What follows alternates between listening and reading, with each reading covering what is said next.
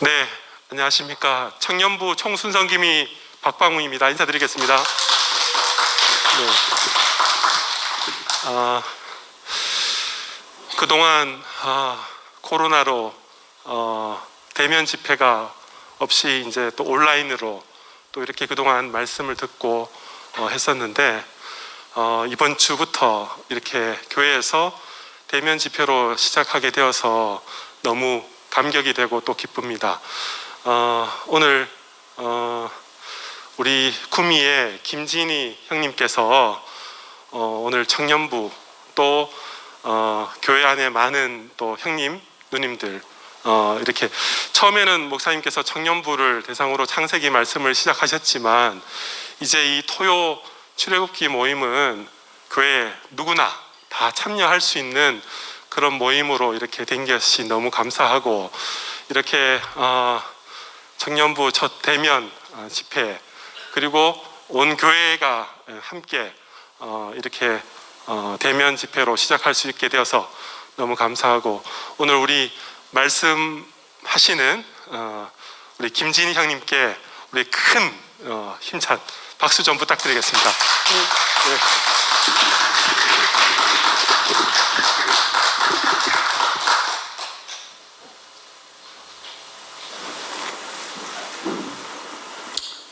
예, 안녕하십니까. 구미교회 김진희 형제입니다. 오늘 성경 말씀은 히브리서 2장 5절부터 9절까지 말씀입니다. 제가 읽어드리겠습니다. 하나님이 우리가 말하는 바 장차 올 세상을 천사들에게 복종하게 하심이 아니니라.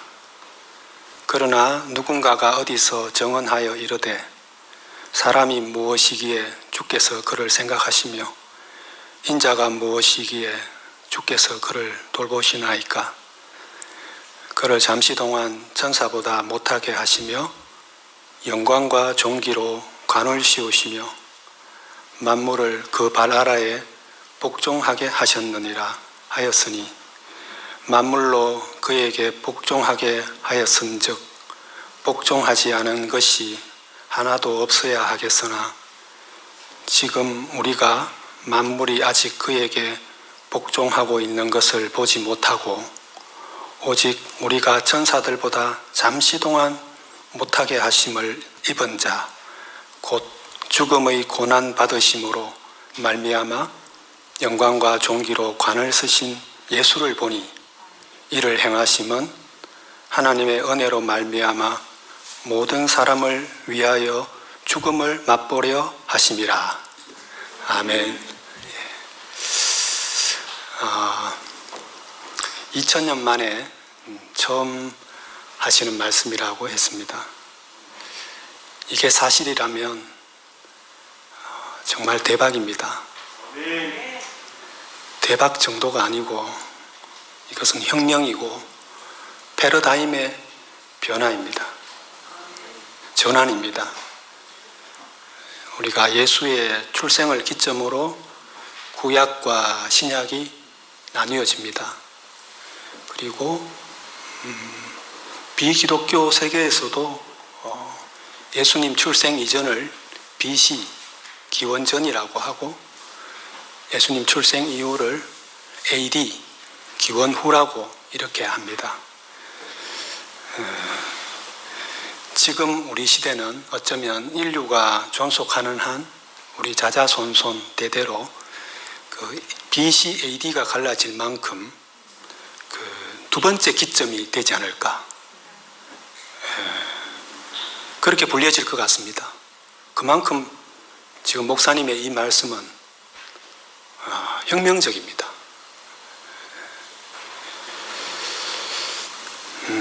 참 목사님의 이 선포를 우리가 새로운 시대를 여는 그 비전으로 혁명적인 언어로 하나님의 음성으로 들을 것인지 아니면 뭐 위대할 것도 없고 유명할 것도 없는 그냥 대구교회 한 목사님의 한 한갓된 견해로 치부해버리고 지나갈 것인지, 이것은 우리의 몫입니다. 제 인생에는 이게 경천동지의 혁명적인 언어입니다. 인류가 존재하는 한 저는 오늘 이 시간을, 지금 이 시대를 우리 자손 만대가 우리가 살고 있는 이 시대를 기억할 거라고 생각합니다. 지금 이 순간은 역사적인 순간입니다. 어쩌면 다이아몬드를 가지고 공기놀이 한다는 그 이야기가 우리 이야기가 되지 않을까 되돌아보게 됩니다. 하나님께서 우리 목사님의 목숨을 붙잡고 만유를 포함하는 만유를 회복시키는 이 마지막 복음을 선포하고 있는데, 그저 농담점으로 가볍게 여기고 지나가고 있는 건 아닌지, 또 제 자신을 한 번 더 숙연하게 되돌아보게 됩니다. 만약 우리 목사님이 유명한 신학자라면, 신학자까지는 아니더라도 좀 알아주는 대형 교회의 목사님만 돼도 저는 난리가 났을 거라고 생각합니다. 이런 복음이 어디 있습니까? 이 자리에 앉은 저 자신만 보더라도 그렇습니다. 저는 창세기 형제도 아니고 목사님을 가까이에서 같이 살았던 형제도 아니잖아요. 교회를 위해서, 형제 자매들을 위해서 특별히 힘쓰는 형제도 아닙니다. 중심부에 그냥 한 형제일 뿐이고, 그 변방 구미교회의 한 형제일 뿐입니다. 그래서 니까짓게 그래서 어쨌다고 이렇게 말씀하셔도 어쩔 수가 없습니다. 그냥 제가 살기 위해서 저를 살리는 말씀이 이 말씀밖에 없어서 오늘 또 하는 겁니다.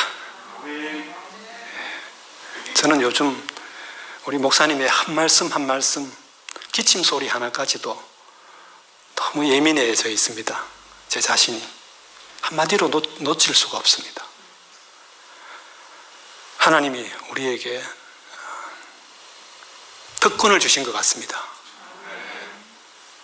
이것은 2000년 만에 우리에게만 주어진 유니크한, 유일한 기회이고 마지막 기회라고 저는 생각합니다. 소크라테스는 사실 별 볼 일 없는 철학자였습니다.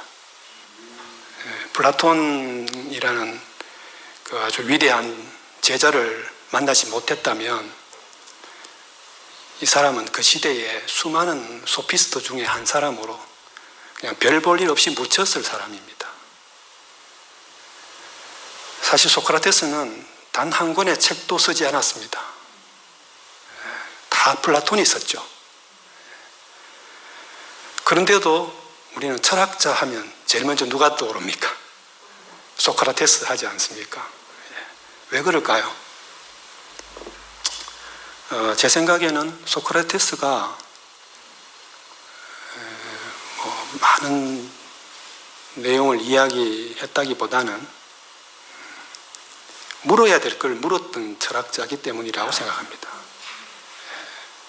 그 시대에 아무도 묻지 않는 물음을 가졌기 때문에 소크라테스가 된 겁니다. 어떤 질문을 가졌느냐가 사실은 그 사람의 가치를 증명합니다. 그래서 철학은 항상 좋은 대답보다 누가 더 좋은 질문을 가졌는가를 더 높이 평가합니다. 우리 목사님은 진짜 좋은 질문을 가지신 분입니다. 나와 하나님과의 관계에서 또 예수님과의 관계에서 이만큼 근원적이고 실제적인 물음을 가진 분은 저는 처음 만났습니다.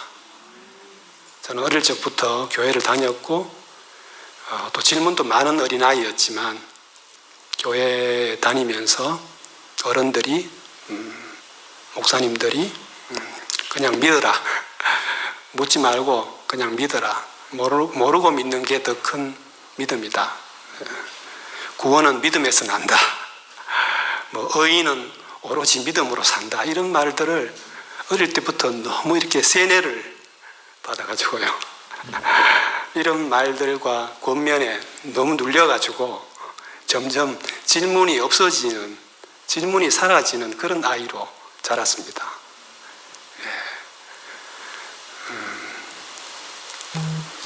철학과에 들어가서도 제가 전혀 두각을 나타내지 못했습니다.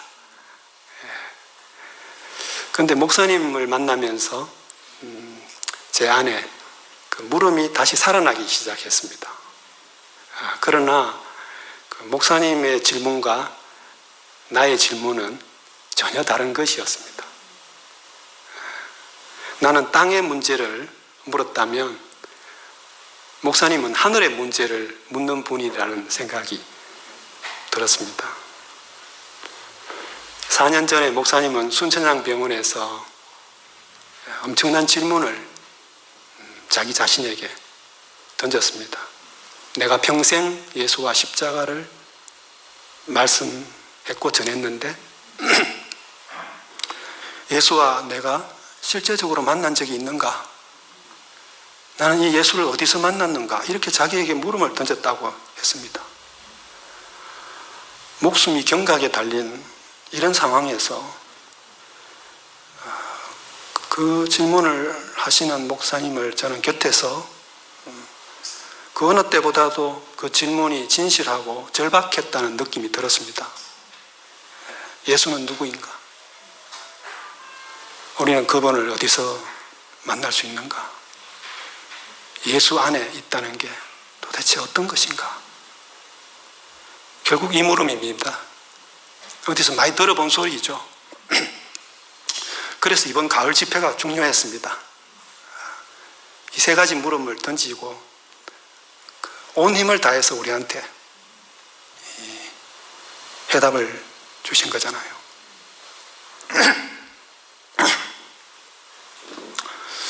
이 가을 집회에서 2000년 동안 봉인되어 왔던 십자가의 비밀이 계시되었습니다. 휘장이 찢어지고 지성소에 하나님이 해방되셨습니다. 2000년 만에 열려진 이 비밀은 예수가 십자가에서 내려오지 못하고 죽었다는 아주 간단한 이 말 한마디입니다. 여기서만 모든 사람이 원래의 자리로 사람의 위치로 회복되는 그런 구속이 발생합니다. 그리고 구속이 되는 즉시 사람은 하나님의 아들로 상속자로 우리에게 영광과 존귀의 관을 씌우시는 것입니다.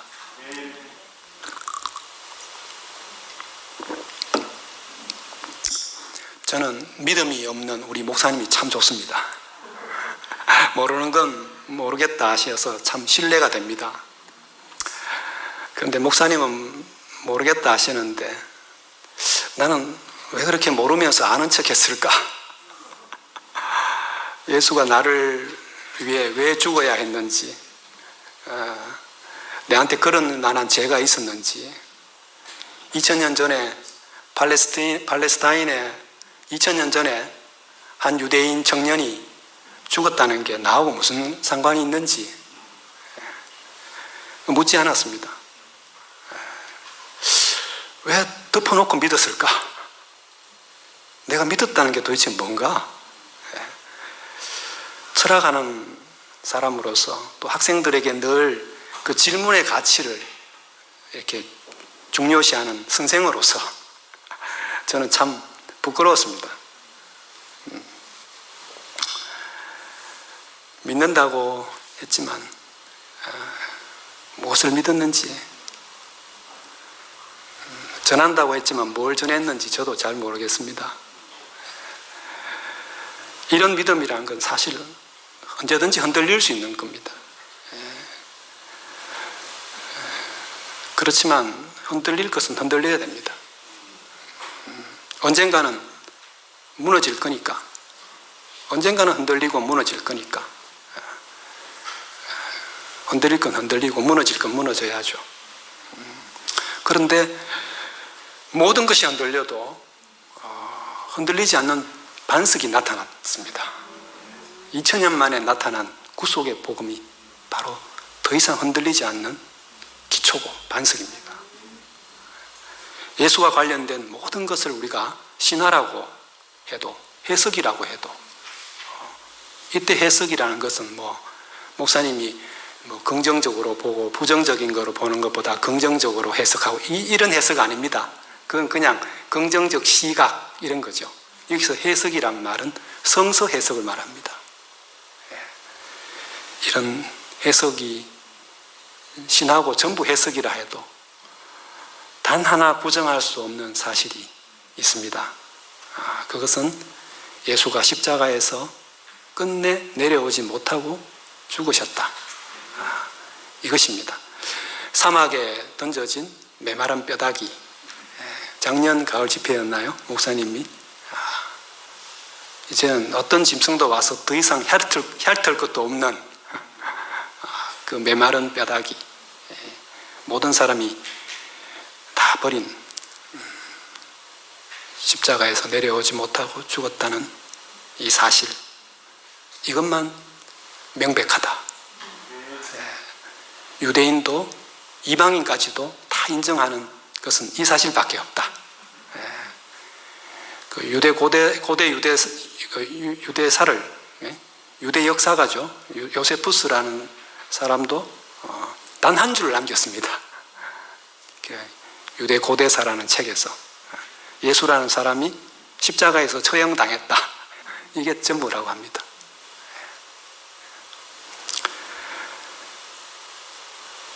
그러나 예수는 신화가 아닙니다. 2000년 동안의 이런 해석을 뚫고 우리는 예수 자신에게로 지금 돌진해야 됩니다. 그리고 여기에 머물러 있어라. 목사님이 2019년이었죠. 동산병원에서 계시면서 여기에 머물러 있어라. 처음에는 사흘 그러시다가 나중에 이틀만이라도 여기에 머물러 있어라 라고 온 교회를 향해서 호소하셨습니다. 그 상황에서 다시 다 도망갔다, 다 도망갔어. 그런 말씀하셨습니다. 지난주 이 자리에서 우리 정순재 형제가 과감하게 표현했습니다. 그 말은 목사님 자신도 도망친 거라고. 와, 저는 그 말씀을 듣는데 얼마나 안식이 되는지. 예수님과 내가, 목사님과 내가 똑같은 운명이라는 게 확 들어왔습니다. 흔들리지 않는 반석이구나. 이게 흔들리지 않는 반석이구나. 2017년 순천향병원에서 목사님이 시가 완성됐다. 그렇게 말씀하셨죠. 무슨 시가 완성됐을까요? 무슨 시가 준비된 것일까요? 저는 죽은 시가 완성됐다고 생각합니다. 이 시를 우리한테 다 나눠주셨습니다. 하나님은 이 시대에 우리에게 죽은 아들을 주신 것입니다. 죽은 씨를 주신 것입니다. 이걸 심으면 뭐가 날 줄 알았습니다. 근데 아무것도 나지 않습니다. 시간이 자꾸 흘러갔죠. 아무것도 안 나네. 그러면서 이 씨를 버린 사람도 있고, 살짝 다른 씨를 바꿔가지고 심어가지고 꽃을 피워온 사람도 있는가 하면, 빈 화분을 들고 온 소녀도 있었다고. 우리 지난주죠. 이 시간에 우리 또 성윤 누님이 정말 너무나 놀라운 간증을 하셨습니다. 정말 압권이었습니다. 4년 전에 이 나눠준 시, 우리는 각자 그 시를 심었고 뭐가 안 나오니까 이상하다고 생각하기 시작했습니다. 암만 기다려도 삭이 안 나오니까. 심지어 시가 변질되었다고까지 막말을 했습니다. 제 이야기입니다. 목사님이 안 그러셨는데 이상한 시를 나눠주시고 아무것도 안 나오는데 계속 이 시만 이야기하니까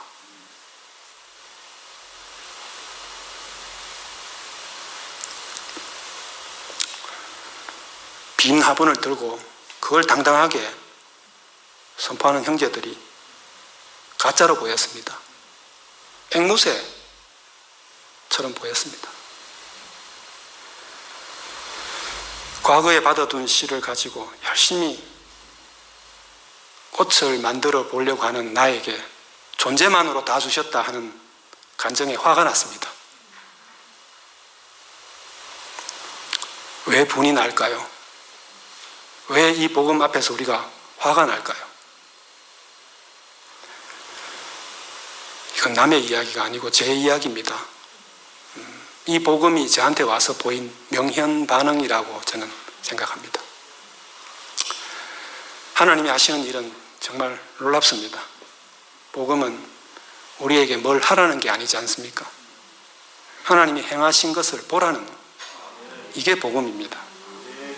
우리 존재 안에 이미 다 이루신 일이고 일이 끝났으니까 그런 줄 알라는 게 이게 복음입니다. 너도 예수처럼 십자가에 달려서 한번 승리해봐라. 이건 복음이 아닙니다. 복음은 이미 주님이 승리하셨다는 선포입니다. 목사님 지금 승리를 확보해놓고 그 자리로 우리를 지금 부르시는 겁니다. 그래서 이것이 마지막 복음입니다. 더 이상의 복음이 있을 수가 없습니다. 목사님은 지금 어떤 교조를 세우는 것도 아니고 교리를 강요하는 것도 아닙니다. 만약에 다른 복음이 또 마지막 복음이 있으면 누구라도 좀 보여줬으면 좋겠다. 저번에 그렇게 말씀하시더라고요. 그럼 내가 따라가지 않겠나. 어떻게 인생 만사 내일을 모르는데 이걸 마지막이라 합니까? 우리는 그게 상당히 합리적인 생각이잖아요. 그러니까 목사님은 그렇게 말하지 말고 그냥 더 최종적인 거 있으면 좀 보여달라고. 그래야 내가 따라갈 수 있지 않겠냐고. 그렇게 하시는 겁니다. 인생의 모든 병은 사실 자기 위치를 이탈한 거 아니겠습니까? 저는 목사님이 이 병의 원인을 밝혀주셔서 너무 감사하고, 이 원인을 모르니까 2000년 동안에 이 백약이 무효였구나. 그러니까 문제는 십자가가 없어서도 아니고 십자가를 살아내는 사람이 없어서도 아니었습니다. 사실 우리 주변에 십자가를 지고 사는 사람이 얼마나 많습니까?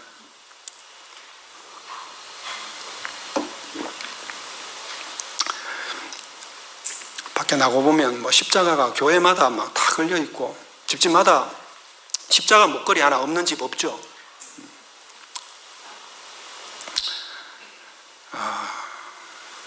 또 예수님을 모르는 사람들도 좀 힘든 일 있으면 십자가 진다 이런 말을 이렇게 씁니다. 우리 아버지 어머니가 제일 좀 좋아하는 CBS 방송, 라디오 방송이 있거든요. 그 새롭게 하소서라는 고현정인가 그 성우가 이렇게 진행하는 건데요. 정말 병에서 이렇게 나은 사람, 또 그 복음을 전하다가 핍박 가운데 승리한 사람, 온갖 환난 속에서도 하나님을 찬송하고 감사하는 사람들의 이야기가 그 CBS의 새롭게 하소서에 정말 쏟아집니다. 아버지 가끔 그거를 저한테 그 카톡으로 보내줍니다. 제가 우리 교회 이렇게 보석 같은 형제들을 많이 자랑해 놓으니까 장로교회도 이런 거 있다 이런 식으로 근데 그 교회만 그런 거 있는 거 아니다 이런 식으로 저한테 카톡으로 많이 보내셔요. 동영상도 보내시고 요즘은 라디오가 아니고 동영상으로 다 있더라고요. 정말 뭐 거기 얼마나 많은 그 증거와 간증이 있습니까? 그리고 뭐 세상이나 종교 안에는 뭐 겨우 자기 가족을 위해서 뭐 희생하고 뭐 죽고 이런 문제가 아니고 생판 모르는 남을 위해서 뭐 제 친구는 소말리아에 갔거든요. 아프리카에 간 친구도 있고 그렇게 그 오지에서 거기 있는 사람들하고 그 고통을 함께 나누고 그 선교하는 이런 분들 앞에 우리가 무슨 말을 하겠습니까?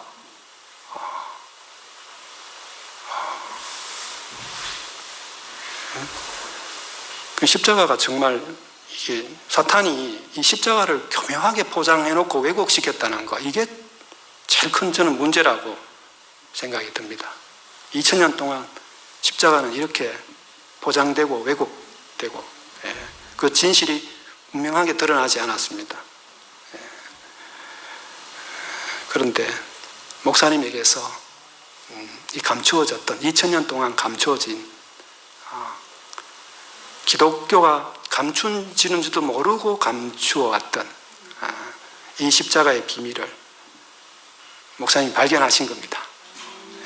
그래서 지금 우리한테 이것을 말씀하고 또 말씀하고 계시죠. 4년 전에 이것을 자기에게 보여줬다 이렇게 그 중환자실에서 말씀하셨습니다. 목사님 아무도 못 본 거를 목사님 보신 거예요. 제가 이렇게 힘내시라고 말씀드렸지만 아니야. 내가 무슨 자격이나 능력이 있어서 본 게 아니고 내가 도저히 안 되는 사람이라서 하나님이 내게 보여주셨다. 이 복음이 아니면 나는 안 되는 사람이기 때문에 그래서 내한테 왔다. 십자가를 얼마나 많은 신학자들이 종교적인 천재들이 얼마나 십자가를 많이 말했냐. 근데 이게 감추어져 있었어. 이게 감추어져 있었다니까. 이 안에 피가 가득한 상태였는데도요. 그 삭관을 빼자마자 또 말을 못하면 어떡하나 싶어서 절박한 마음으로 이 말하고 죽어야 되겠다 싶으셨는지 그 갈라지는 음성으로 이걸 보여주셨다. 그 장면이 지금도 저는 생생합니다.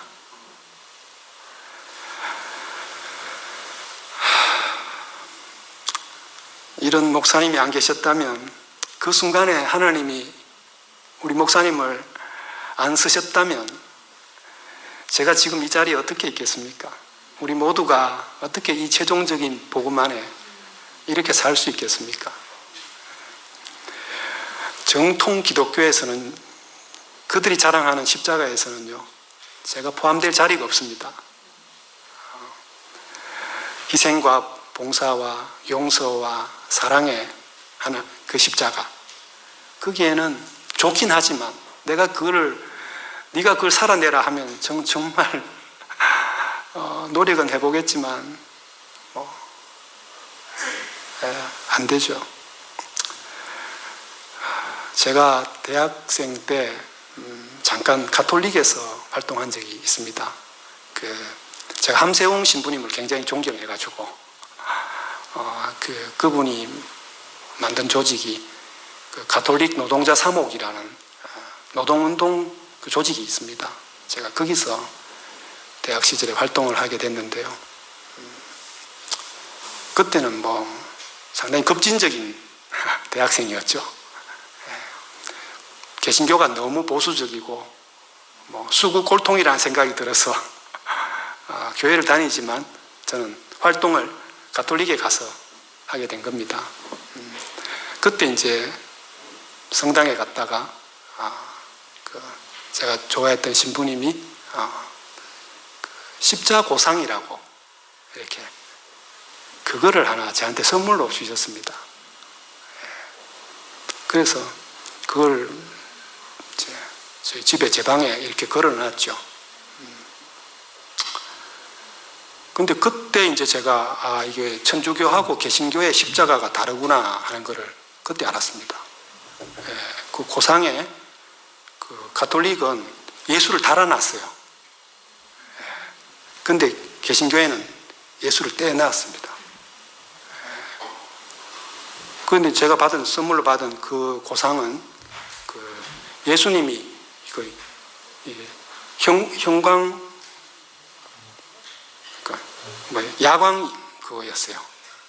그래서 제가 잠자려고 불을 딱 끄면은 벽에 예수님이 그대로 환하게 내가 이래 못 박혀 있는데, 내가 이래 매달려 있는데 네 잠이 오나 이렇게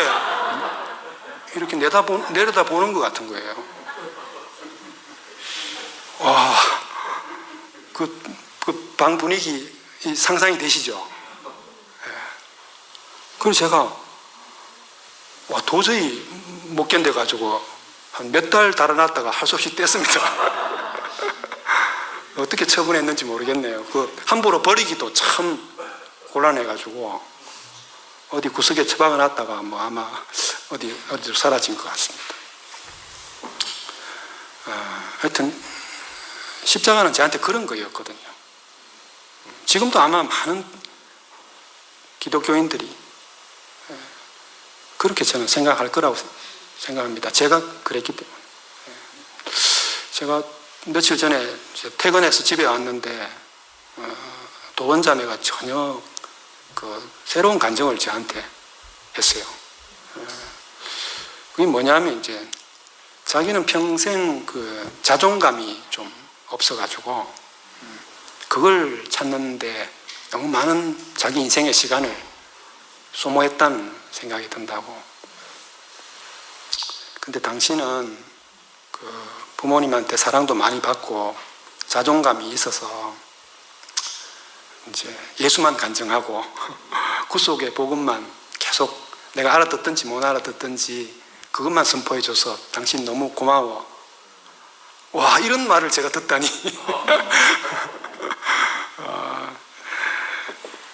그동안 참 우리가 부부로 살아도 한 집에 같이 살아도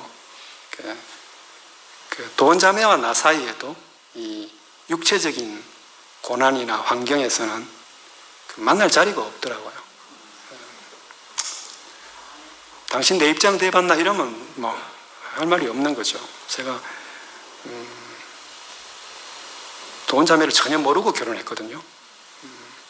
여기 계시지만 우리 윤동희 형님이 어느 날 양문회관에 제가 집에서 쫓겨나와가지고 양문회관에서 이제 체육복 하나 뭐 잠바 하나 이래가지고 나와가지고 양문회관이 그냥 우리 그 당시 우리 양문에 우리 동생들 다 기억하시겠지만 우리 그렇게 살았지 않습니까? 우리 계대 양문에는 그 대명동 계대 후문 쪽에 이렇게 있었는데요. 거기서 한 7, 8명, 많을 때는 뭐 10몇 명씩 이렇게 같이 숙식을 하고 지냈습니다. 그렇게 있는데 윤동희 형님이 하루는 한 겨울이었는데 양문회관 문을 열고 들어오셨어요. 진이야 잠깐 얘기 좀 하자. 그래서 제가 예, 홀에 나가니까 아니 신발 신고 밖으로.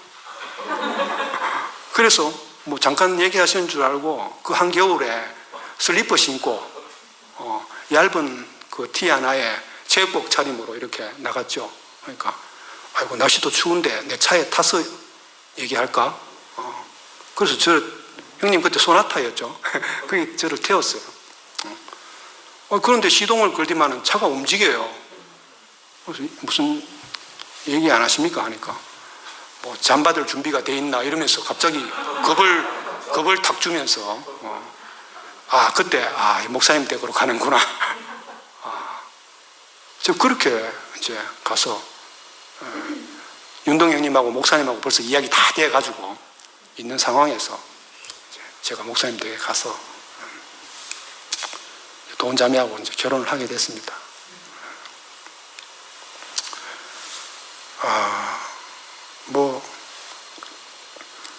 그 일 있고 2달 만에 결혼했는데 2달 동안 몇 번 만났겠습니까?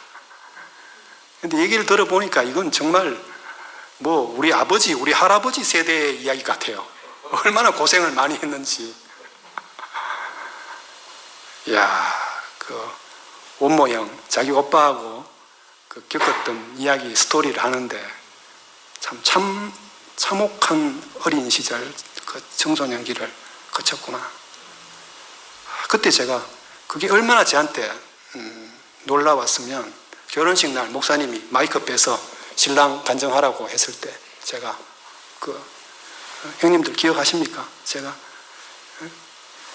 부모님한테 이 받은 사랑은 이 자매에게 다 갚으라고 제가 받은 사랑입니다. 제가 앞으로 우리 자매가 못다 받은 사랑을 제가 빚 갚는 마음으로 갚으며 살겠습니다. 이렇게 간증했거든요. 그런데 석 달 만에 거짓말로 드러났습니다. 저는 사랑받는 데 익숙해 있지 사랑이 없는 사람이었습니다. 완전 밑바닥을 드러냈습니다.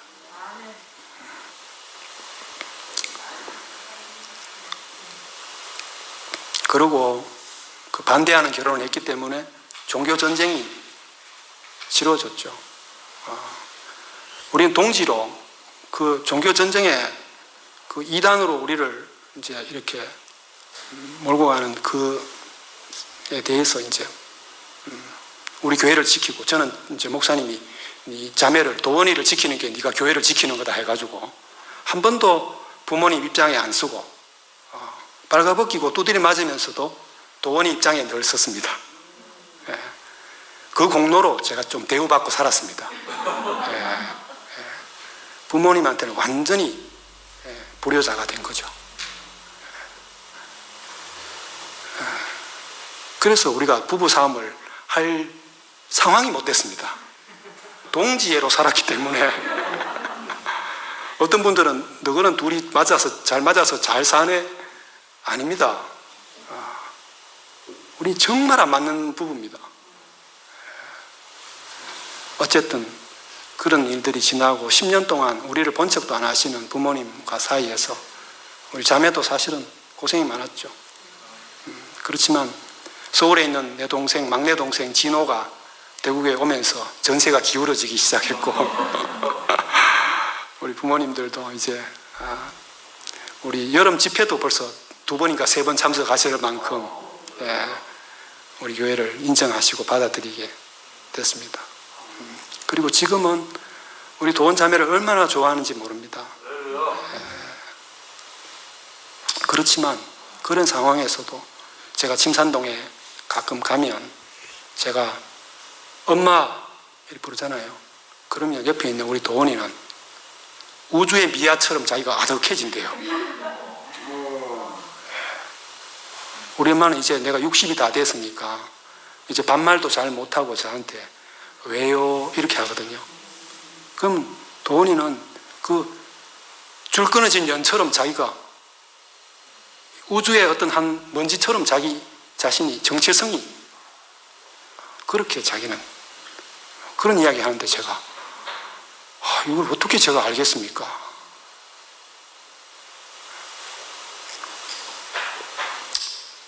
제가 무슨 마음으로 자매를 위로할 수 있으며 공감할 수 있겠습니까? 내가 당신 마음 안다. 이건 거짓말입니다. 교만한 말이죠. 그래서 저는 다른 길로 갈 수밖에 없었습니다. 당신은 나를 버렸다고 생각했을지 모르지만 해줄 말이 없어서 그랬어요. 지금 우리 자매가 앞에 있으니까 제가 고백합니다. 목사님께로 가는 것 외에는 당신을 사랑해 줄 방법이 없어요.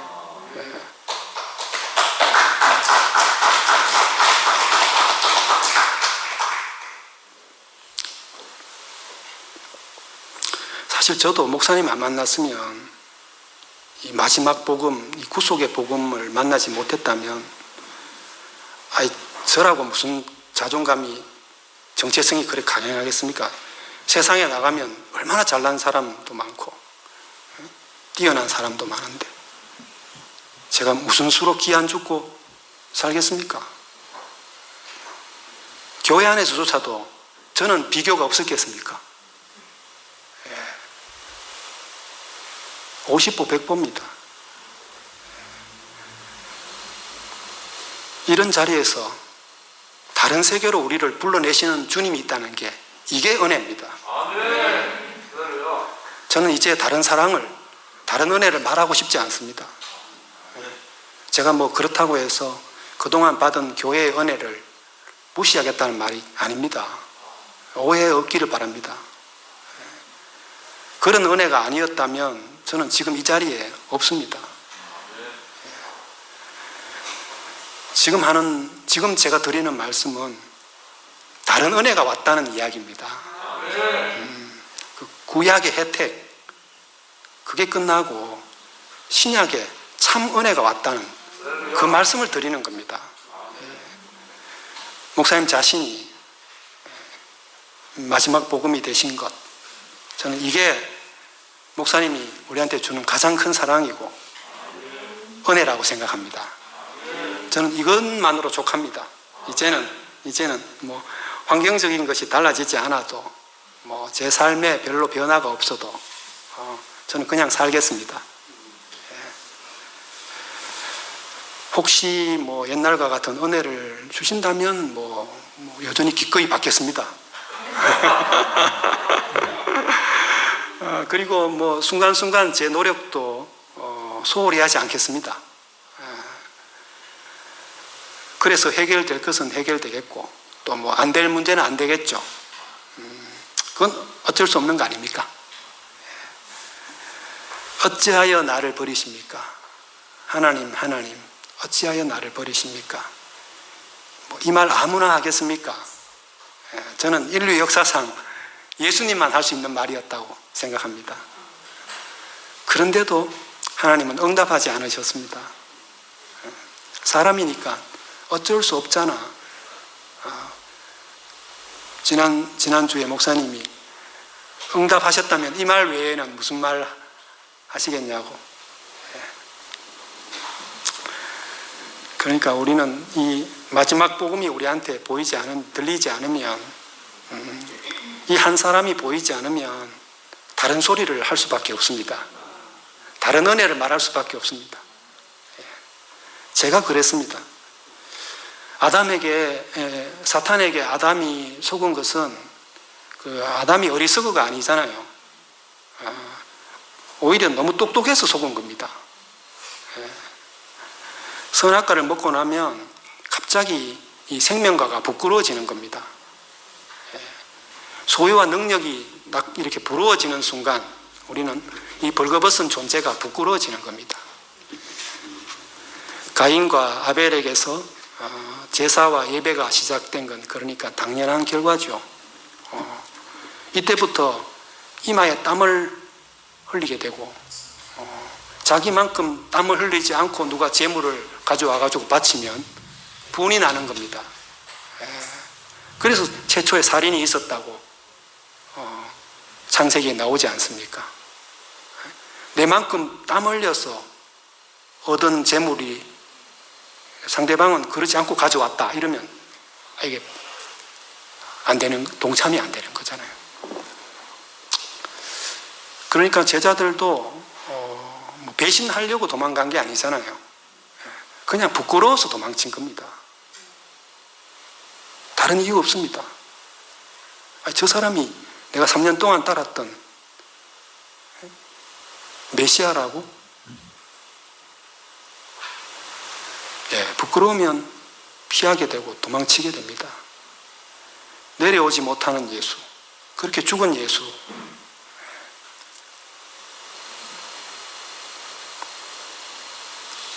이 말만 계속 하시는 목사님을 제가 버리고 보니까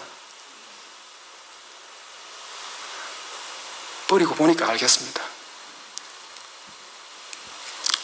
예수를 버리고 도망친 제자들의 그 심정을 조금은 알겠습니다. 예수님 몰라도 우리 목사님 한번 버려봅시다. 한마디로 멘붕입니다. 제가 버려봤으니까 이 말씀 드리는 겁니다. 목사님 제가 탁 버렸는데요, 내 인생이 없어지더라고요. 대구에 제가 왜 왔습니까? 우리 목사님이 딱 부끄러워지는 순간 내 인생이 그냥 정말해버리더라고요.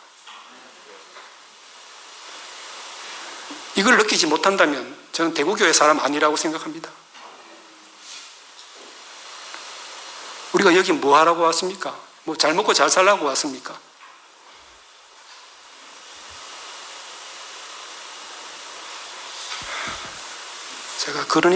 그렇게 제가 버리고 보니까 보험 드는 사람 마음을 이해하겠더라고요. 보험 드는 사람. 현재가 불확실하니까 미래에 투자하는 거 아닙니까? 보장이 그럴듯하고 또 똑똑한 사람들이 많이 몰려가는 보험 상품이 인기가 있습니다. 그러니까 보험이라는 건요, 인간의 불안을 먹고 사는 상품인 것 같아요. 백화점이 없어지고 온라인 쇼핑몰까지 다 없어진다 해도 저는 이 보험 상품은 없어지지 않을 거라고 생각합니다. 인간이 불안에서 벗어날 수 없기 때문에. 그런데 이 최고의 보험 중에 최고의 보험이 뭔 줄 아시죠? 종교입니다, 그게. 그러니까 이 최종적인 이 마지막 복음이 안 들리면 우리는 종교로 돌아갈 수밖에 없습니다.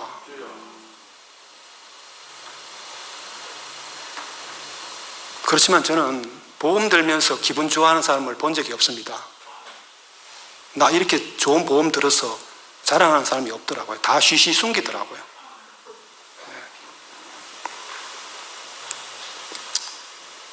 며칠 전에 목사님이 자신이 예수를 믿으면서도 늘 불안이 있었다는 말씀을 하셨죠. 어떤 순간에 오면, 어떤 결정적인 순간에 주님을 모른다고 할 수 있겠다는 그 불안 말입니다. 결정적으로 불리한 상황이 딱 오면 저도 예수를 모른다고 할 것 같습니다. 여러분 어떠세요? 아마 어릴 때 제가 교회 다니면서 뭐 신사 참배도 이렇게 못에 이렇게 막 주기철 목사님인가요? 그런 설교도 많이 듣고, 또 공산당 6.25 때 공산당 앞에서도 난 예수 믿는 사람이다 하고 순교한 이런 사람들 이야기를 제가 어릴 때부터 많이 들었거든요. 그런데 난 도저히 내가 만약에 늘 우리 그렇게 생각하잖아요. 내가 그 상황이라면 난 어떻게 할 것인가? 난 못할 것 같아요. 난 배반할 것 같아요. 그래서 제가 미리 죄책감을 갖고 산 거 아닙니까? 미리. 그러니까 제 의식의 아마 절반은 죄책감이 아니었을까. 지금 지킬 수 있을 거라고 장담하는 사람도 물론 있겠죠. 그렇지만 그 결단도 의지도 나이 들고 힘 빠지면 못 지킵니다. 철봉에 매달려 있어도 결국 다 내려와야 되지 않습니까? 그렇지만 지금 목사님이 우리한테 선포하시는 이 마지막 복음,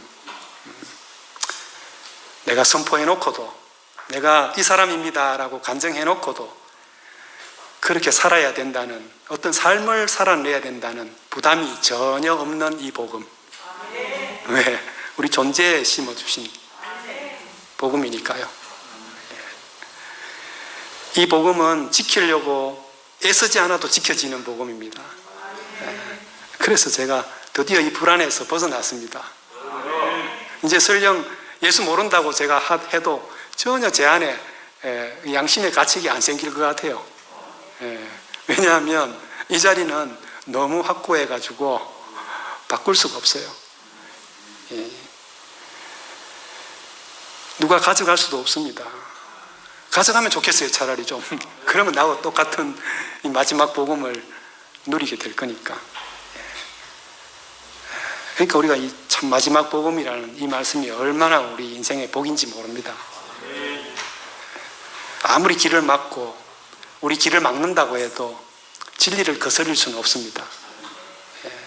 사실을 계속 외면할 수는 없는 겁니다. 야, 사람이 뭐가 상속자냐?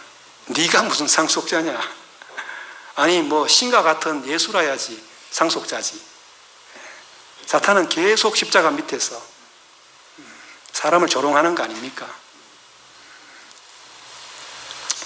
암만 조롱해도 사실이 바뀌지 않습니다. 지구가 한 바퀴 돌았기 때문에 어제에서 오늘로 왔잖아요. 이건 바꿀 수가 없습니다. 지구가 태양을 지금 한 바퀴 돌고 있기 때문에 지금 또 겨울이 오고 있잖아요.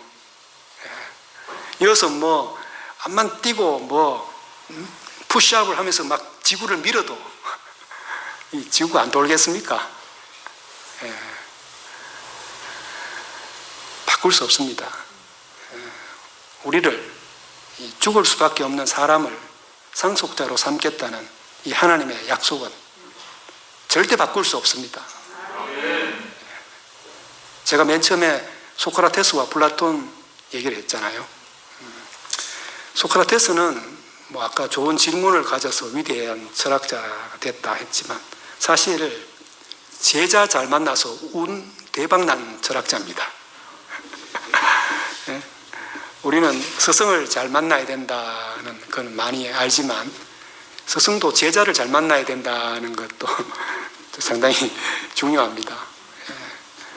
소크라테스는 아주 탁월한 제자를 만나서 참 제자덕을 인류 역사상 제일 크게 본 사람이 아닌가 그 생각이 들거든요.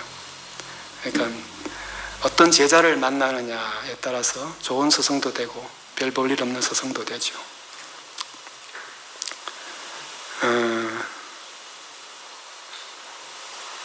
우리 목사님도 참 좋은 제자들을 가진 것 같습니다.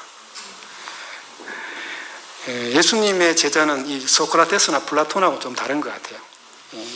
이 제자들은 처음에는 뭐 선생님이라고도 부르고 이제 그 아람어로는 뭐 랍비라고 부르고 이러다가 나중에 이제 십자가를 통과하고 나서는 나의 주님이라고 고백하잖아요. 다들 미쳤다고 한 거죠. 아니 십자가에서 못 내려오고 죽은 저 사람을 자기의 주님이라니 지정신으로 하는 말이 아니죠. 그래서 바울이 그 사도행전 26장에 보면 그 베스도 각합니까? 그 사람이 야 바울아 너의 많은 학문이 너를 미치게 했구나. 네가 지금 미친 소리를 하는구나.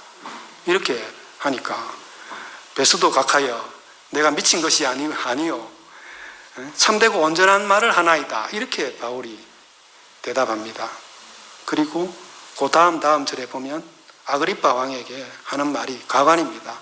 오늘 내가 이 결박된 거 이외에는 다 내같이 되기를 원한다고 이런 말을 하지 않습니까? 저는 이런 사도들이 이런 제자들이 있어서 오늘 우리가 있다고 생각하고 너무 감사합니다. 가깝게 우리 교회에는 목사님과 창세기 형님들이 누나들이 있었기 때문에 제가 이 마지막 복음까지 올 수 있었습니다. 그 시대에 40년, 45년 전 그 시대에 목사님을 직관적으로 알아보고 자기의 모든 것을 팽개치고 우리 목사님을 따라왔다는 거. 그런 형들과 누나들이 있었기 때문에 저 같은 사람도 지금 이 자리에 앉아 있는 거 아닙니까?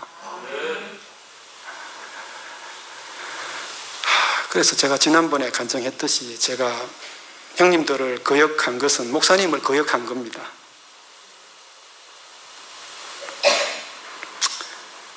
욥기 38장 4절에 보면 이런 말이 나옵니다. 그 폭풍우 속에서 욥에게 하나님이 이렇게 말씀하십니다. 욥아, 내가 땅에 기초를 놓을 때 네가 어디 있었느냐? 네가 깨달아 알았거든 말해보라. 이렇게 말합니다. 내가 이 세상을 창조할 때 네가 있었냐 이 말이잖아요. 제가 목사님한테 가서 형들을 송사했을 때 목사님이 걔들이 날 처음 따라올 때 네가 어디 있었냐 내보고, 네가 교회 시작될 때 네가 여기 있기나 했나? 그때 네라면 날 따라왔겠냐? 정말 요백의 그 폭풍 속에서 저를 질책하는 말씀으로 홍구형이 나도록 그날 제가 목사님한테 혼난 거 아닙니까? 네가 어디 그따위 소리 하냐 이 말씀이잖아요. 그런데 지나고 보니까 폭풍 같은 축복이었습니다.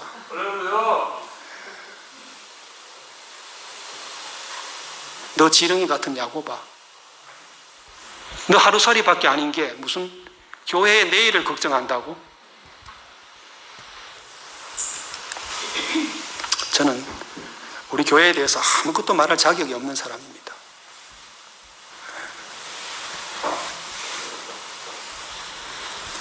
목사님, 당신이 시작하셨고 당신이 이룬 교회이기 때문에 당신이 알아서 하시겠죠. 정말 하루살이 같은 제가 이런 교회에 대한 염려와 걱정을 다 내려놓게 된 것이 너무 감사합니다. 오늘 본문 성경에 히브리서 2장 8절에 보면 만물로 그에게 복종하게 하였은즉 복종하지 않는 것이 하나도 없어야 하겠으나 지금 우리가 만물이 아직 그에게 복종하고 있는 것을 보지 못하고 라고 했습니다. 아직 만물이 이 복음에 복종하지 않는다는 이야기잖아요. 우리가 잘 아는 갈라디아서 3장 1절에 어리석도다 갈라디아 사람들아, 우리 주 예수 그리스도가 십자가에 못 박혀 죽으신 것이 너희 눈앞에 밝히 보이거늘 누가 너희를 꾀드냐. 유명한 바울의 고백 아닙니까?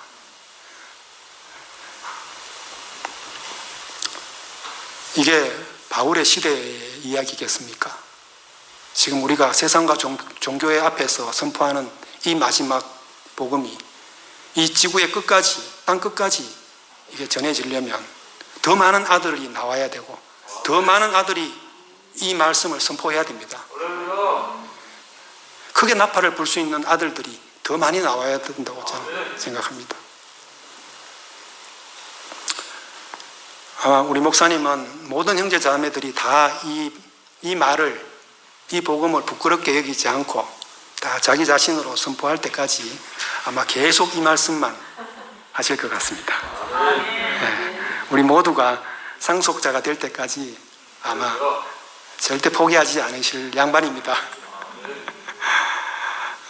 꿈이 그 병원에 오셨을 때부터 목사님 지금까지 나 이 말 하라고 살려주신 거야. 그때 갔어도 할 말 없는데 내가 이 말 안 하면 더 살아야 될 이유가 없잖아. 계속 이 간증만 하시거든요. 골로새서 1장 24절에 바울이 이런 말을 했습니다. 그리스도의 남은 고난을 그의 몸된 교회를 위하여 내 육체에 채우노라. 유명한 말씀입니다. 이것도. 그리스도의 남은 고난을 내 육체에 채운다. 옛날에는 뭐 또 복음 전하기 위해서 직사게 고생하라 이런 말인 줄 알았습니다. 아닙니다. 이건 뭐 내 환경이나 내 처지에서 어려운 일을 견디고 인내하라 이런 말씀도 아닙니다. 십자가에 죽은 예수, 못 내려오지 못하고 죽은 예수, 이분이 나의 구속의 주님이고 이분이 하나님의 상속자다. 이 말을 하는 게 그리스도의 남은 고난을 채우는 것입니다. 부끄러워하는 모든 이 세상 사람들에게 이게 나의 자랑이고 이게 나의 영광이다라고 돌을 맞더라도 우리가 이 말을 선포하고 전하는 것이 그리스도의 남은 고난에 참여하는 것이라고 저는 감히 생각합니다. 우리 목사님이 지금 그러듯이 아니 그 아버지의 그 아들이라면 당연히 그래야 되지 않겠습니까? 바울은 다른 고난이 없었습니다. 고난이 왜 없었겠습니까만은 이 문제가 너무 중요하니까 다른 고난이 없었던 사람입니다. 그런데 딱 한 번 기도를 했죠. 그것도 건강상의 문제 때문에 이 육체의 가시를 하나님 제발 좀, 그것도 어디 뭐 자기 뭐 건강하게 오래 살려고 한 게 아니고 더 복음을 전하고 싶은 그 갈망 때문에 그 육체의 가시를 제해달라고 기도 딱 한 번 했습니다. 그런데 하나님 뭐라 했습니까? 네 연애가 네게 족하다. 퇴짜 맞은 겁니다. 우리 목사님도 최근에 이런 기도를 한 번 했다가 퇴짜 맞으셨어요. 들으셨죠, 다? 옛날에는 뭐 내 앞서 다 해주시놓고 지금 이렇게 4년 동안 가다 놓고 사람 이제 일어서지도 힘들고 그래서 한번 기도했는데 아이고 내가 무슨 이런 기도를 했나.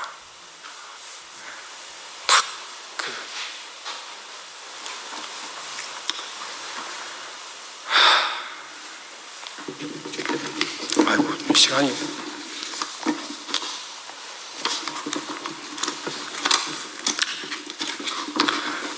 오늘 제가 말씀 제목을 왜 마지막 복음인가 이렇게 했거든요. 근데 아침에 일어나서 사랑방을 딱 열어보니까 그 생명이 고난을 받을 때라는 말씀이 딱 올라와 있는 거예요. 다운받아서 딱 들어봤죠. 그래서 제목을 이걸로 바꿔야 되겠다. 어제까지는 왜 마지막 복음인가 이렇게 제목을 생각하고 이런저런 말씀을 이렇게 메모도 하고 이랬거든요. 근데 오늘 딱 말씀을 올라온 걸 딱 듣는데 그래서 제목 바꿀까 많이 망설였습니다.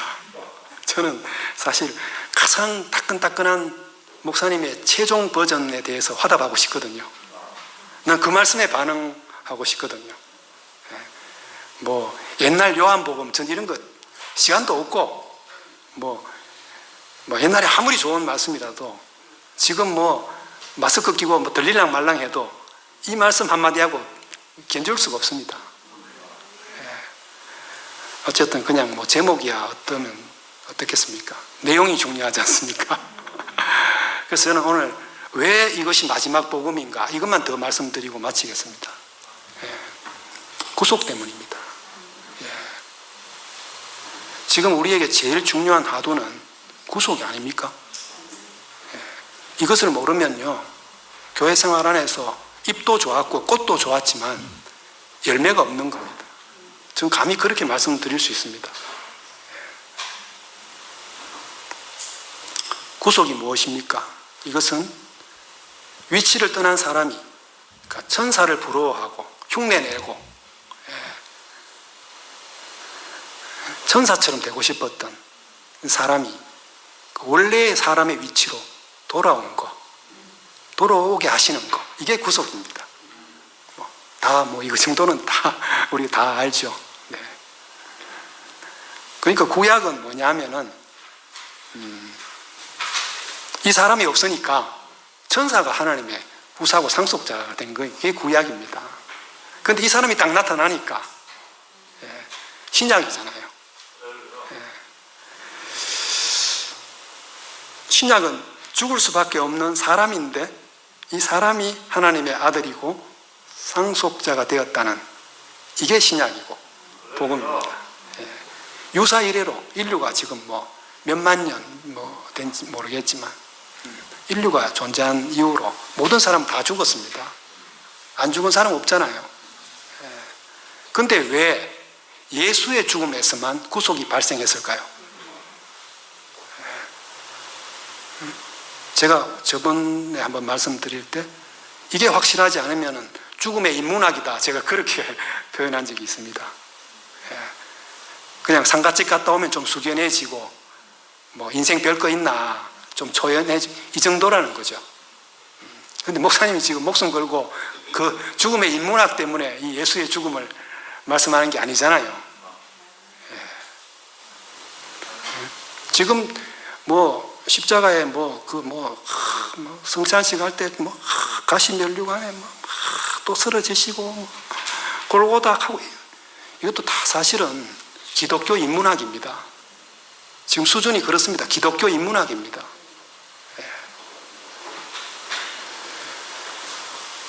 왜 예수에게서만 구속이 발생했는가? 그러니까 이 질문이 정말 중요한 질문입니다. 그것은 하나님 같았던 분이 죽었기 때문입니다. 다른 사람들이 죽는 건 아무 효력이 없습니다. 아까도 말씀드렸지만 엘리 엘리 나박 사박다니, 이제는 뭐 아버지도 아니고요, 마지막 판에 가니까 하나님 그렇게 친근하던 아버지도 없고요, 하나님 어찌하여 나를 버리십니까? 여기까지 간 거 아닙니까? 한 번만 살려달라고 한 거 아닙니까? 그렇게까지 애원하고 매달렸지만 그냥 내려오지 못하고 죽었습니다. 버려진 거죠. 그리고 나는 말이야, 그 내려오지 못하고 죽은 그 사람이 필요해. 너희들이 생각하는 그 사람 말고 난 2000년 동안 이 사람만 기다려왔어. 내가 찾던 사람이 여기 있다. 이게 부활입니다. 다시 사는 거죠. 인생이, 사람이 재구실하게 된 거, 이거 부활 아닙니까?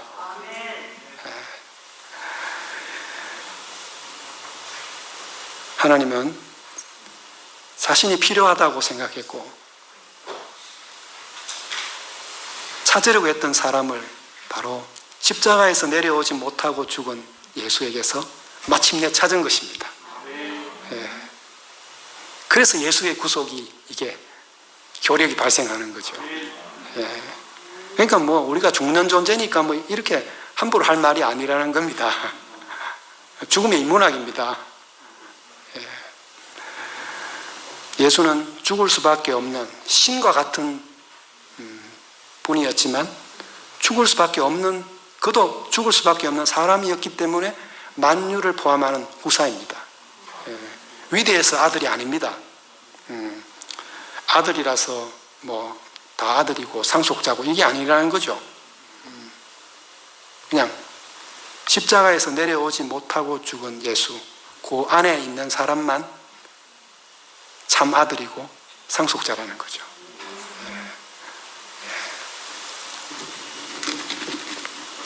그래서 무자격이고 무기피라고 하신 겁니다. 여기서만 우리가 아무런 자격이 요구되지 않는 자리입니다. 아들이 10명 있지만 상속자는 한 사람뿐이라고 목사님이 최근에 여러 번 말씀하셨습니다. 이삭 한 사람뿐이다.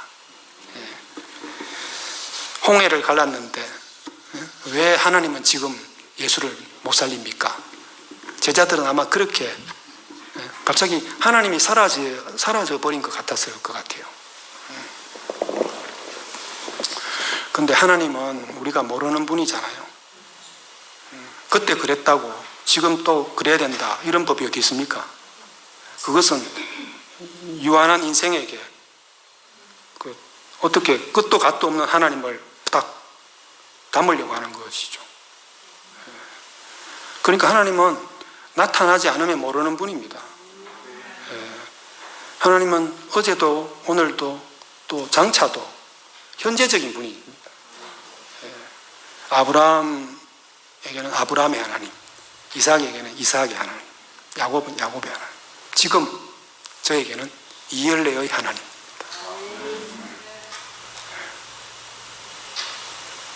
이 표현이 불경스럽습니까? 아닙니다. 저는 이 말을 하려고 대구교회에 있습니다. 예수와 함께 있는 이 하나님만 확실히 우리에게 하나님입니다. 구속의 복음 안에서 최종적으로 우리에게 오신 이 하나님이 영원한 우리의 하나님입니다. 이 하나님 말고 객관적이고 추상적이고 절대적인 하나님은 난 모르겠습니다. 그런 객관적인 존재가 있다 한들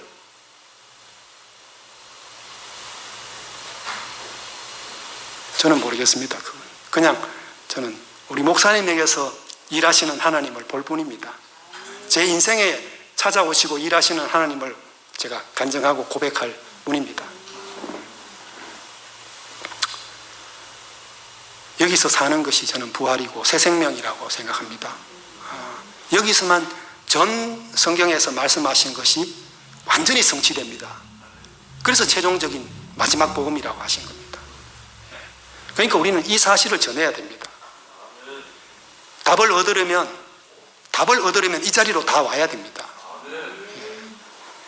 예수 안에서만 우리가 근원으로 돌아올 수 있기 때문입니다. 이것은 예수 자신이기도 하고 나 자신이기 때문에. 그래서 마지막 복음입니다. 제목에 충실하려고 제가 한 번 더 다 아실 텐데 한 번 더 말씀드리는 겁니다.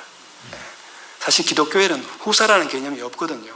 신학책을 제가 요새 많이 보지만 후사, 상속자 이런 개념이 어디에도 없더라고요. 정통이라고 하지만 이 기독교는 하나님도 지금 틀에 가둬놔 버렸습니다. 성경 66권 안에 가만히 계세요.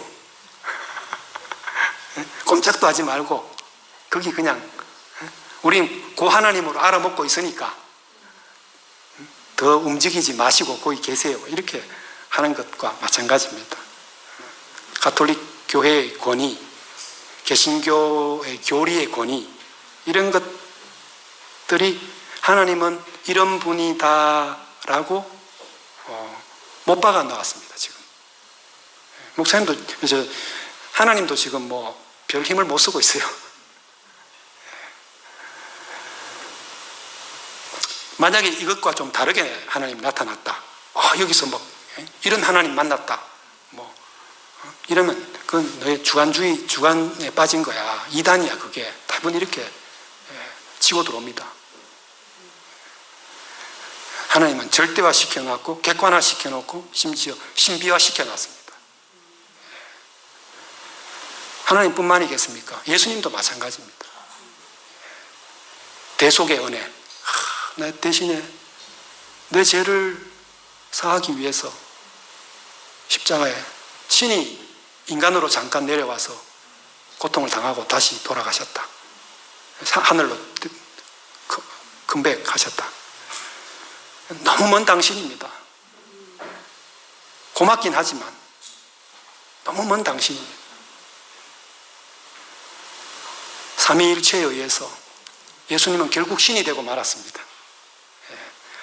칼게돈 신조는 예수를 정의하기를 완전한 인간이면서 동시에 완전한 신이다. 못 박아 버렸습니다. 이걸로 예수님을 딱 규정해 버렸습니다. 이것 때문에 얼마나 많은 사람이 죽었는지 모릅니다.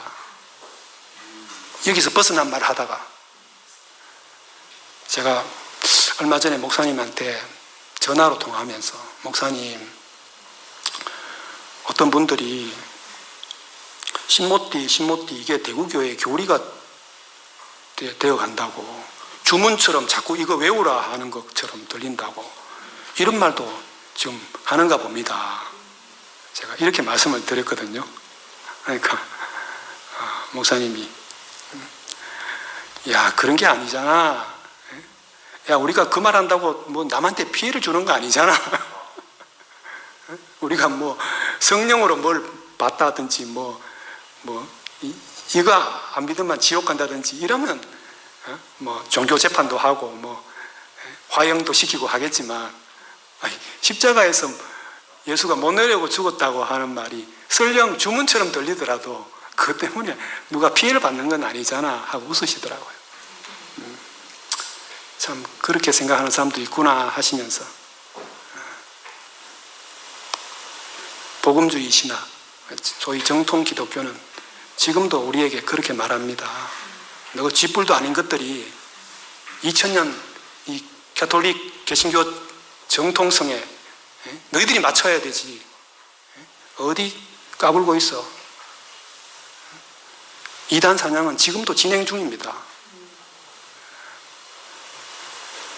저는 빌립처럼 예수에게 예수님에게 어떻게 해야 하나님께로 갈 수 있습니까? 이렇게 묻는 사람입니다. 그러니까 방법을 묻는 사람이죠. 그런데 내가 길이다, 이런 분을 만난 거 아닙니까? 제 인생에 이거보다 더 기적적인 사건은 없습니다. 그래서 저는 이것만 말하고 싶습니다. 만약에 서울 가는 길을 우리가 묻는다 칩시다. 그러면 사람들이 다 뭐라고 대답하겠습니까? 다 경부고속도로 딱 이렇게 말하지 않겠습니까? 서울 가는 길 딱 물으면. 이게 예수에 대해서 물으면 지금 기독교가 하는 말 대답입니다. 경부고속도로. 예수가 길이다 이 말이죠. 모르는 사람이 없습니다, 이거. 그러나 문제는 이 고속도로로 접속되는 길이 없다는 겁니다. 예? 고속도로가 답은 답인데 내가 그 고속도로까지 어떻게 가냐는 겁니다. 이게 객관주의입니다. 고속도로가 답이다, 이 말 왜 하지 마라. 이게 객관주의입니다. 절대주의입니다. 이 길로 접속할 방법이 없어서 지금 종교가 어둠이고 방황하는 거 아닙니까? 저도 그랬고, 뭐 길을 좀 가르쳐 주세요 하면 뭐 기도로, 뭐 성경 공부로, 뭐 봉사로 열심히 찾아보라고만 하지, 이 고속도로를 어떻게 가는지를 아무도 알 수도 없고 알려주지도 못해요.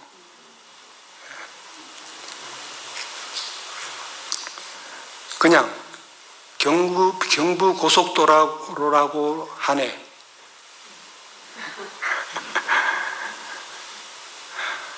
다른 거 갖다 붙이지 마라. 이게 정통입니다. 다른 거 갖다 붙이지 마라. 저는 길 속에서 길을 만났습니다. 뭐 이런 제 간증을 너무 주관적이라고 하든 이단적이라 하든 저는 어쩔 수 없습니다. 이 길이 없으면 저는 예수께로, 그 경부고속도로 갈 방법이 없거든요. 목사님을 만난 게 바로, 그래서 뭐 이혈례주의자라고 불러도 저는 어쩔 수가 없습니다. 길 속에 길이 있습니다. 객관적이고 보편적인 길, 그거는 상상 속의 길입니다. 운동화 신고 뛸 수 있는 길이 아닙니다. 제가 이 말씀 드리는 거는 제가 살려고 그러는 겁니다. 목사님 위해서도 아니고요.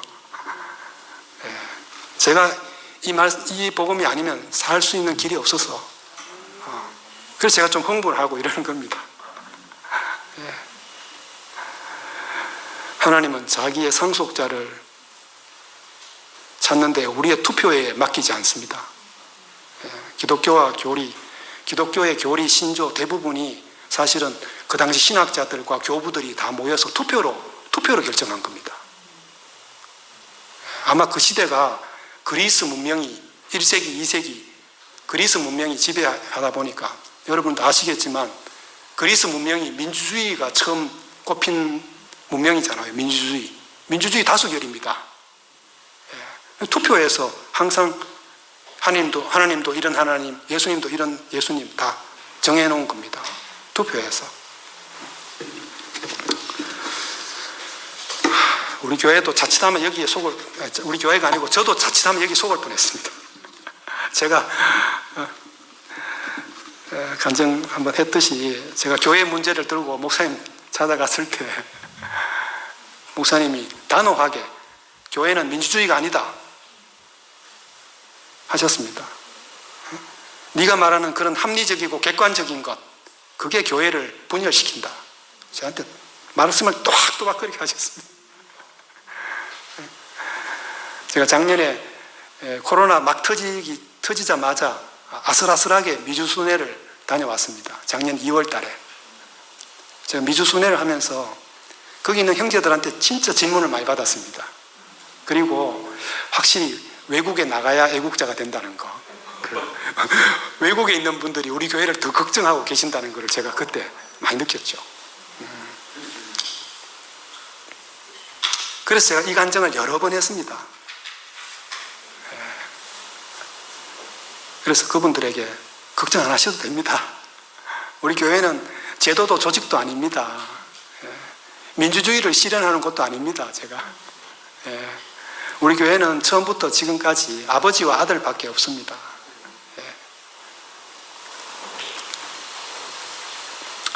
하나님은 저와 상의하지 않고 세상을 창조하셨습니다. 구속의 복음도 저와 상의하고 하신 게 아닙니다. 일방적으로 예수의 죽음 안에서 새 창조를 하신 겁니다. 그래서 하나님 말씀은 일방적인 선포입니다. 받아들이면 복이지만 안 받아들이면 어쩔 수 없는 거죠. 하나님 우리를 절대 주권으로, 당신의 절대 주권으로 우리를 부르셨고 또 절대적 필요에 따라 우리를 쓰실 것입니다. 목사님도 자신의 상속자를 지금 찾는데 우리 투표로 맡기지 않을 것 같습니다.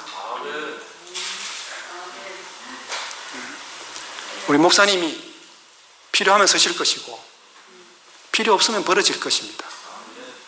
그게 피조물의 운명이고 부르심을 받은 자들의 운명이 아니겠습니까? 당연하지 않습니까? 목사님은 4년 동안 외로운 전쟁을 하셨습니다. 교회의 어떠함에도 전혀 타협하지 않으시고 이 복음을 계속 선포하신 것이 너무 감사합니다. 많은 형제들이 아픔을 참고 또 떨어져 나가기도 했지만 목사님은 야, 이게 일이라면 타협할 수 있지. 생명인데 어떻게 타협하냐? 이러시는 거예요. 그러니까 이 지금 마지막 복음은요, 뭐 예전보다 좀 좋으냐, 덜 좋으냐, 뭐 이런 문제가 아닙니다. 이건 생사의 문제입니다. 누가 상속자인가? 다시 천사에게 고스란히 우리의 상속권을 내주느냐? 아니면 어렵게 찾아온 이 상속권을 우리가 지키느냐? 이 전쟁입니다. 땅 뺏기 전쟁입니다. 우주적인 전쟁이죠. 우리 목사님 절대 양보하지 않으실 겁니다. 절대 물러서지 않을 겁니다. 우리도 물러설 수 없습니다.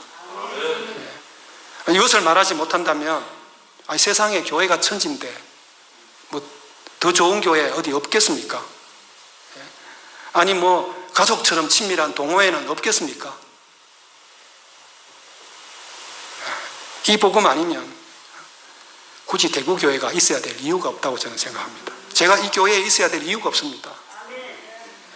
저 같은 아무것도 아닌 사람이 이 자리에서 이 말씀을 전하게 되는데요, 이것만 봐도 우리 아버지의 갈망이 얼마나 크신 줄 다 느끼시잖아요.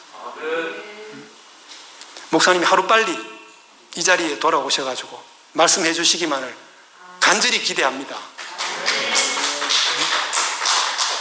제가 마지막으로 특히 감사드리고 싶은 거는요, 우리 창세기 형님들입니다.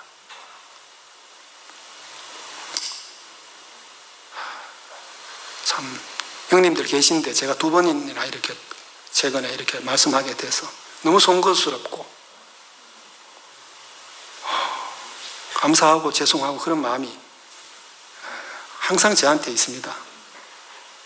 그런데도 기꺼이 네가 이 길을 가야지 저를 격려해 주시고 밀어 주셔가지고 늘 그 마음에 제가 너무 감동이 됩니다.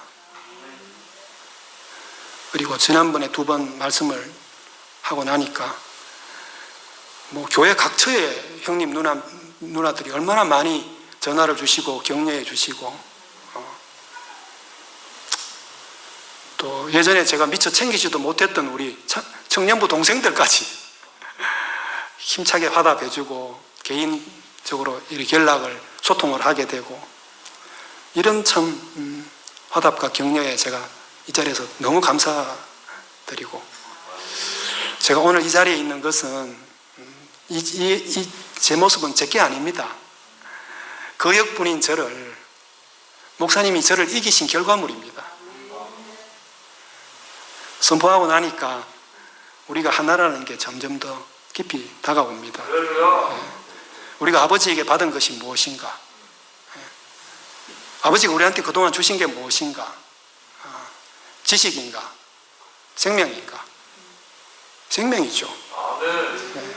십자가에서 함께 죽고 함께 다시 산 이 영원한 생명, 영생, 우리한테 주신 거 이겁니다. 네. 우리에게 남을 것은 이것뿐이고요. 우리가 우리 뒤에 오는 사람들에게 남겨야 하고 갈 것도 이 영원한 생명 이것뿐입니다. 우리가 지금은 뭐 이렇고 저렇고 할지 모르지만 며칠 안 걸려서 이 생명을 우리가 다 한 자리에서 만날 것입니다. 왜냐하면 우린 그 아버지의 그 아들이니까요. 감사합니다.